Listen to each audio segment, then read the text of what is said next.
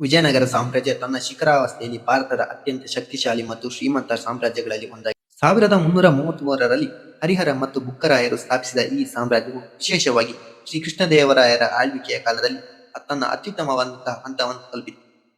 ಆ ಸಮಯದಲ್ಲಿ ವಿಜಯನಗರವು ಕೇವಲ ಒಂದು ರಾಜಕೀಯ ಶಕ್ತಿ ಮಾತ್ರವಲ್ಲ, ಅದು ದಕ್ಷಿಣ ಭಾರತದ ಆರ್ಥಿಕ, ಸಾಂಸ್ಕೃತಿಕ ಮತ್ತು ಧಾರ್ಮಿಕ ಕೇಂದ್ರವಾಗಿ ಹೊರಹೊಮ್ಮಿತು. ಆ ಕಾಲದಲ್ಲಿ ರಾಜಧಾನಿಯಾದ ಹಂಪಿ ಜಗತ್ತಿನ ಅತಿ ವೈಭವಶಾಲಿ ನಗರಗಳಲ್ಲಿ ಒಂದಾಗಿ ಗುರುತಿಸಿಕೊಂಡಿದೆ. ಇಲ್ಲಿ ವಿಶಾಲವಾದ ಬಜಾರ್ಗಳು, ಚಿನ್ನ ವಜ್ರಗಳ ವ್ಯಾಪಾರ, ಸುಧಾರಿತ ನೀರಾವರಿ ವ್ಯವಸ್ಥೆ ಮತ್ತು ಸುಂದರ ದೇವಾಲಯಗಳು ಇದ್ದವು. ವಿದೇಶಿ ಪ್ರವಾಸಿಗರು ಹಂಪಿಗೆ ಭೇಟಿ ನೀಡಿ ಅದರ ಸಂಪತ್ತು ಮತ್ತು ವ್ಯವಸ್ಥೆ ಮತ್ತು ಶಿಸ್ತನ್ನು ಕಂಡು ಆಶ್ಚರ್ಯಗೊಂಡಿದ್ದರು.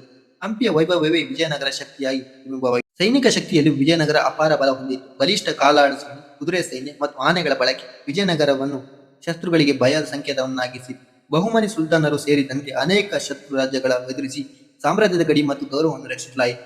ಈ ಬಲವಾದ ಸೇನೆ ಸಾಮ್ರಾಜ್ಯದ ಸ್ಥಿರತೆ ಪ್ರಮುಖ ಕಾರಣವಾಗಿತ್ತು. ಕಲೆ, ಸಾಹಿತ್ಯ ಮತ್ತು ಸಾಂಸ್ಕೃತಿಕ ಬೆಳವಣಿಗೆಯಲ್ಲೂ ಕೂಡ ವಿಜಯನಗರದ ಶಿಖರಾವಸ್ಥೆ ಮಹತ್ವದ್ದಾಗಿದೆ. ವಿಠ್ಠಲ ದೇವಾಲಯ, ಕಲ್ಲಿನ ರಥ, ಸಂಗೀತ ಮಂಟಪಗಳು ಮತ್ತು ಶಿಲ್ಪಕಲೆ ಇಂದಿಗೂ ಅದ್ಭುತವೆಂದು ಪರಿಗಣಿಸಲಾಗಿದೆ. ಕನ್ನಡ, ತೆಲುಗು ಮತ್ತು ಸಂಸ್ಕೃತ ಸಾಹಿತ್ಯಕ್ಕೆ ರಾಜಶ್ರಯ ದೊರಕಿತು ಇಲ್ಲೇ.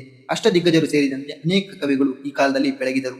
ಒಟ್ಟಾರೆ ವಿಜಯನಗರ ಸಾಮ್ರಾಜ್ಯದ ಶಿಖರಾವಸ್ಥೆ ಎಂದರೆ ಶಕ್ತಿ, ಶ್ರೀಮಂತಿಕೆ, ಸಂಸ್ಕೃತಿ ಮತ್ತು ಸಹಿಷ್ಣುತೆ ಸಮತೋಲನ. ಸಾಮ್ರಾಜ್ಯ ಕಾಲಕ್ರಮೇಣ ಕುಸಿದರೂ ಅದರ ವೈಭವ ಇಂದಿಗೂ ಹಂಪಿ ಕಲ್ಲುಗಳಲ್ಲಿ ಜೀವಂತವಾಗಿ ಗೋಚರಿಸುತ್ತಿದೆ.